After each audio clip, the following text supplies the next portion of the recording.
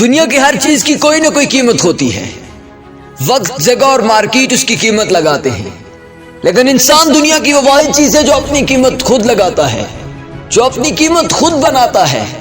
انسان سمجھتا ہے کہ شاید وہ قیمتی ہے، شاید دنیا اس کی قیمت دے گی، لیکن یاد رکھنا کہ قیمت جب بھی لگتی ہے تو انسان کی صلاحیت کی لگتی ہے، انسان کی قابلیت کی لگتی ہے، انسان کے کام کی قیمت لگتی ہے.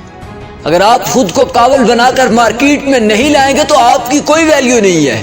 قیمت جب بھی لگے گی آپ کے ایکسپیرینسز کی لگے گی، قیمت جب بھی لگے گی آپ کی سکلز کی لگے گی، آپ کے اندر موجود اس قابلیت کی قیمت دنیا دے گی. اگر آپ کے پاس یہ چیزیں نہیں ہیں تو آپ کبھی بھی اس میدان میں مقابلہ نہیں کر سکتے. انسان سمجھتا ہے کہ شاید وہ قیمتی ہے، لیکن قیمتی انسان کا کردار ہوتا ہے، اس کا معیار ہوتا ہے، اس کی قابلیت ہوتی ہے.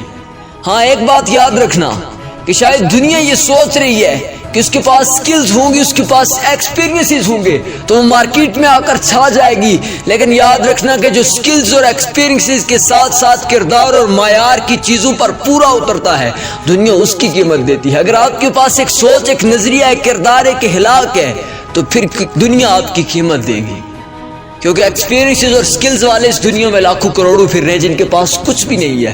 شاید وہ سمجھ رہے تھے کہ دنیا ہماری قیمت دے گی، ہمارے سکلز کی قیمت دے گی، ہمارے ایکسپیرینسز کی قیمت دے گی، لیکن کمپنی اور دنیا جب بھی کسی انسان کو ہائر کرتے ہیں تو سکلز اور ایکسپیرینسز کے ساتھ ساتھ اس کے کردار، اس کے معیار، اس کے نظریے، اس کی سوچ کو سب سے زیادہ پرکھتے ہیں.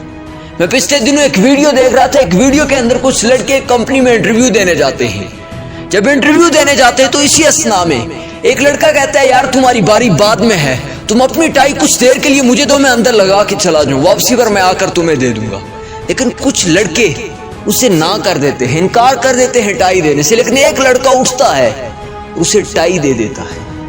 کچھ دیر کے بعد جب رزلٹ نکلتے ہیں تو پتہ چلتا ہے جس لڑکے نے ٹائی دی تھی وہ ہائر کر لیا گیا ہے، کمپنی نے اسے ہائر کر لیا ہے. جب حقیقت کھلتی ہے تو پتہ یہ چلتا ہے کہ جو لڑکا ٹائی مانگ رہا تھا وہی لڑکا اس کمپنی کا باس تھا. وہ بیہیویئرل ٹیسٹ کرنے کے لیے باہر آیا تھا لڑکوں کا، اور جس لڑکے نے ٹائی دی تھی اس کے پاس سکلز بھی تھی، ایکسپیرینس بھی تھا، لیکن اس کا کردار اسے جتوا گیا تھا.